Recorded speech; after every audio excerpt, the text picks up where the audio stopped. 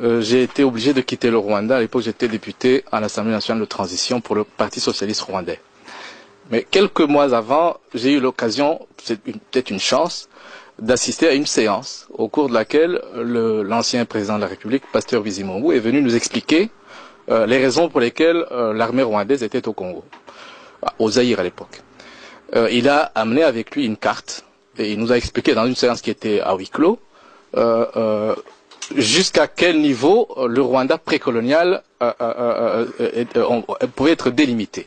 Et donc il a montré qu'une partie du territoire du Congo actuel, d'après lui, revenait au Rwanda. Il a même parlé plus tard à la presse de la nécessité d'une seconde conférence de Berlin. Ce ne sont pas des fictions, ce sont des déclarations politiques actées. Deuxième chose, en 1998, j'ai eu l'occasion de discuter avec des diplomates ici à Bruxelles et des académiciens, des universitaires belges. Des deux types de discussions que j'ai pu avoir, il y a au moins un académicien, un universitaire belge qui a parlé de la nécessité de l'établissement d'un État tampon entre le Rwanda et le Congo, comme solution, d'une part, à l'instabilité du Kivu, et d'autre part, à l'instabilité du Rwanda.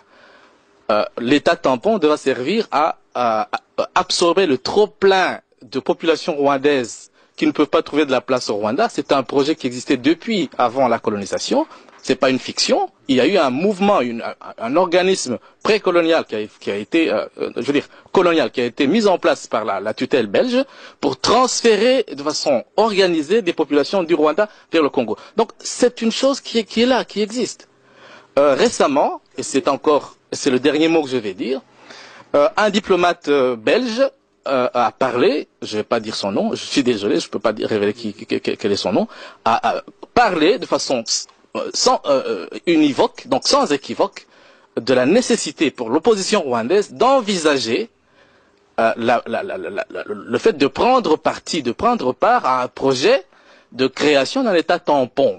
Donc ce qui veut dire, ce sont des choses réelles, ce ne sont pas des fictions. Maintenant, il se peut que ces projets échouent, il se peut que ça n'aboutisse pas. Ce ne serait pas la première fois que ces projets de balkanisation de l'Afrique échouent. Et honnêtement, les FDU sont totalement défavorables à ce type de projet, et ici, je les dénonce avec force. Nous avons été invités en Allemagne par une église allemande, et lors de cette rencontre, il se trouvait là-bas des responsables politiques allemands qui nous ont demandé ceci, qui nous ont dit ceci.